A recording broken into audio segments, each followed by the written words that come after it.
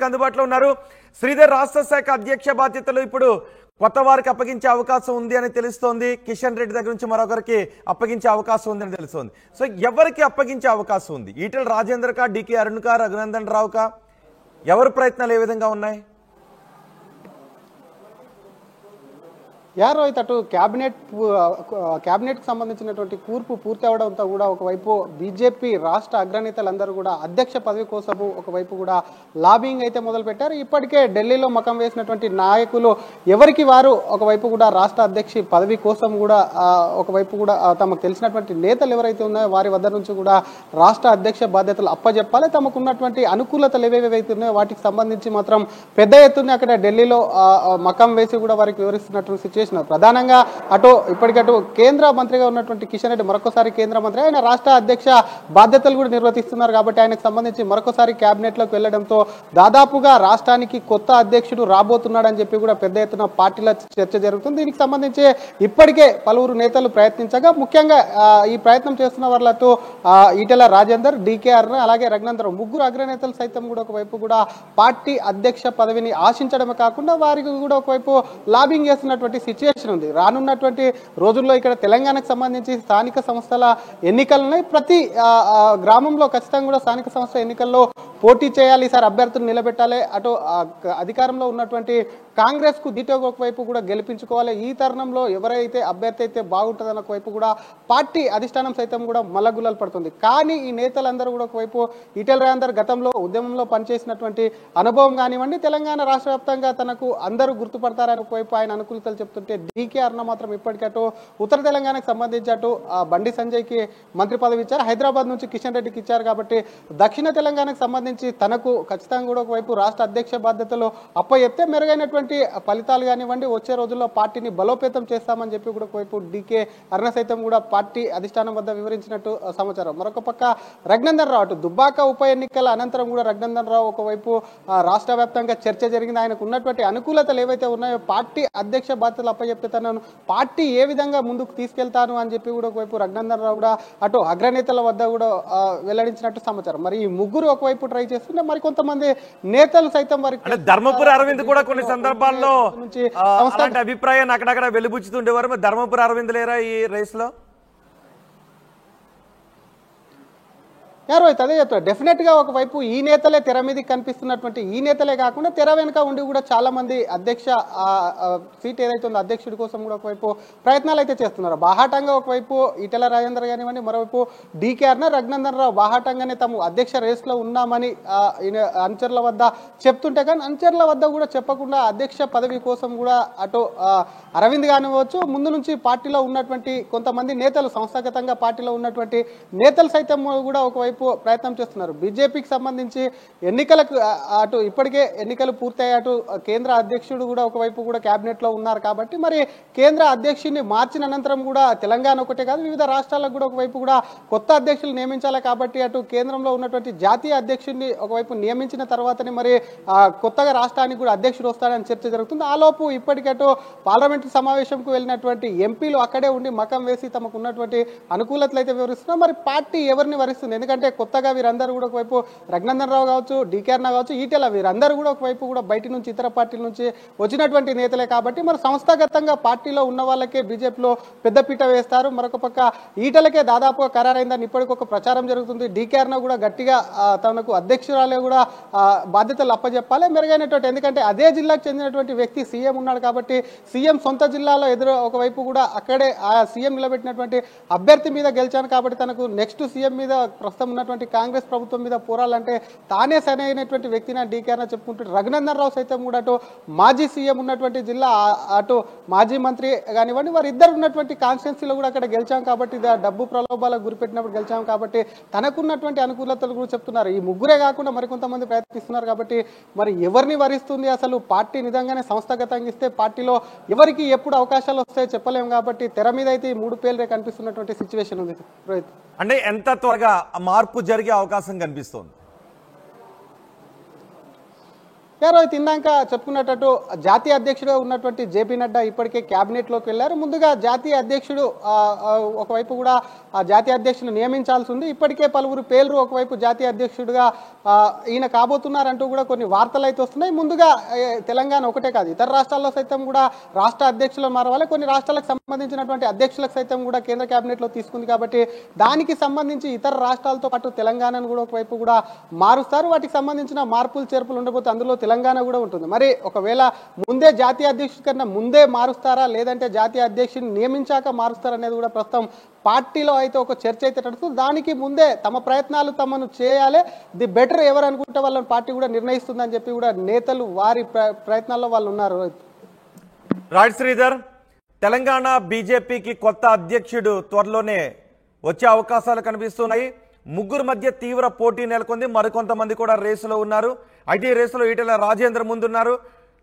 రాష్ట్ర శాఖ పగ్గాలు తనకే ఇవ్వాలి అని ఇటు డీకే అరుణ్ కూడా తన ప్రయత్నాలు తాను చేస్తున్నారు. రఘునందన్ కూడా తనకు బీజేపీ రాష్ట్ర శాఖ అధ్యక్ష పగ్గాలు అప్పగించాలని కోరుతున్న వాళ్ళు ఉన్నారు. అమిత్ షాతో ఈటెల రాజేందర్ సమావేశమయ్యారు. త్వరలోనే కొత్త అధ్యక్షుడిపై క్లారిటీ వచ్చే అవకాశం కనిపిస్తోంది. ఉత్తర తెలంగాణ నుంచి బండి సంజయ్కి, హైదరాబాద్ నుంచి కిషన్ రెడ్డికి కేంద్ర మంత్రి పదవులు దక్కాయి. ప్రస్తుతం కిషన్ రెడ్డి బీజేపీ రాష్ట్ర శాఖ అధ్యక్షులుగా ఉన్నారు. ఇప్పుడు కిషన్ రెడ్డికి మరోసారి కేంద్ర మంత్రిగా బాధ్యతలు ఇవ్వడంతో ఆ రాష్ట్ర శాఖ అధ్యక్షుడు పదవి వేరే వారికి అప్పగించే అవకాశం ఉంది అని తెలుస్తోంది. దక్షిణ తెలంగాణ నుంచి తనకు బాధ్యతలు అప్పగించాలి అని డీకే అరుణ్ అంటున్నారు. తనకు పగ్గాలిస్తే సౌత్లో పార్టీ బలపడుతుందనే వాదన వినిపిస్తున్నారు. బీజేపీ ఎటువంటి నిర్ణయం తీసుకుంటుంది అనే విషయంపై ఇప్పుడు ఉత్కంఠ కనిపిస్తోంది.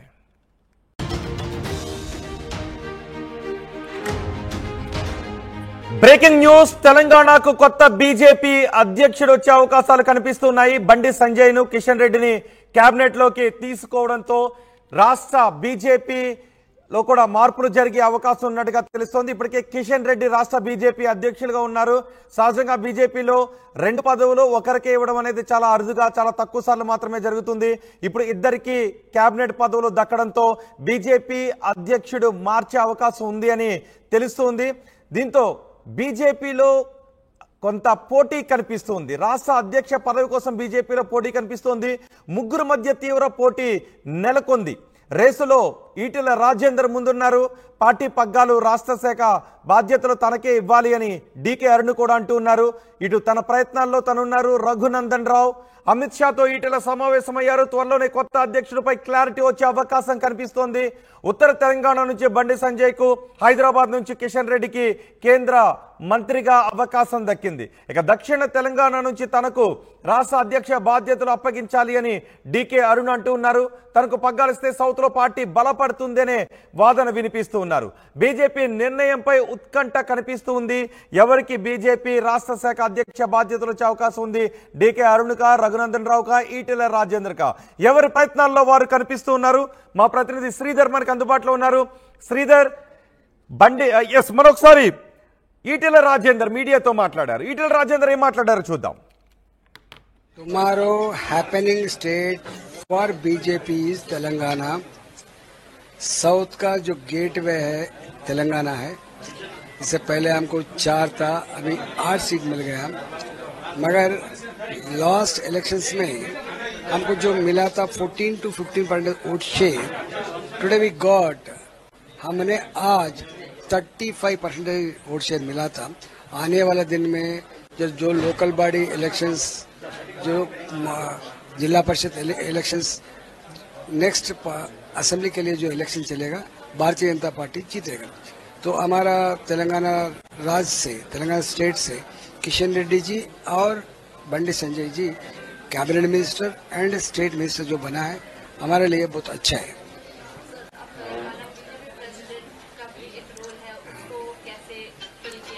नहीं, मैं कैसा बोल सकता हूँ. हमारा पार्टी विल डिसाइड.